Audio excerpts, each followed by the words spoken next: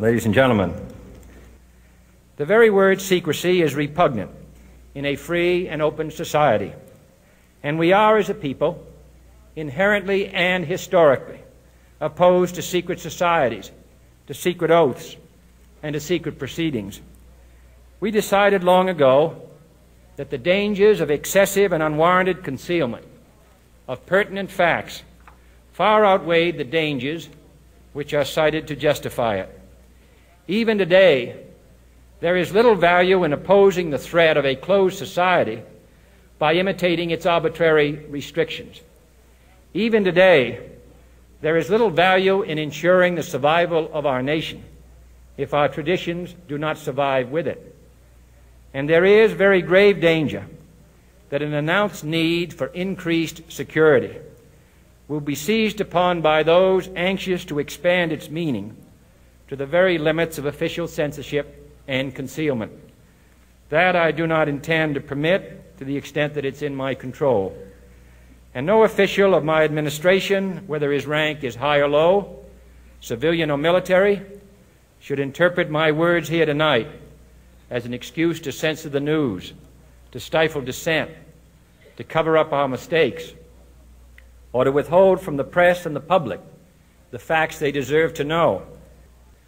For we are opposed around the world by a monolithic and ruthless conspiracy that relies primarily on covert means for expanding its sphere of influence, on infiltration instead of invasion, on subversion instead of elections, on intimidation instead of free choice, on guerrillas by night instead of armies by day.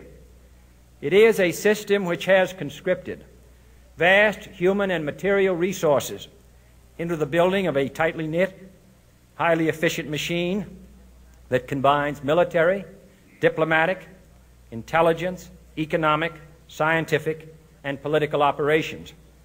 Its preparations are concealed, not published. Its mistakes are buried, not headlined.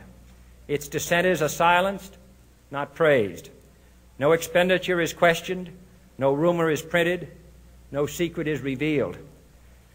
No president should fear public scrutiny of his program, for from that scrutiny comes understanding, and from that understanding comes support or opposition, and both are necessary.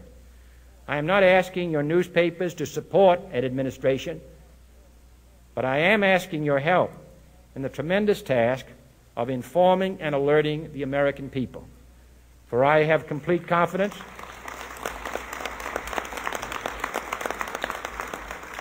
in the response and dedication of our citizens whenever they are fully informed. I not only could not stifle controversy among your readers, I welcome it. This administration intends to be candid about its errors. For as a wise man once said, an error doesn't become a mistake until you refuse to correct it. We intend to accept full responsibility for our errors, and we expect you to point them out when we miss them. Without debate, without criticism, no administration and no country can succeed, and no republic can survive.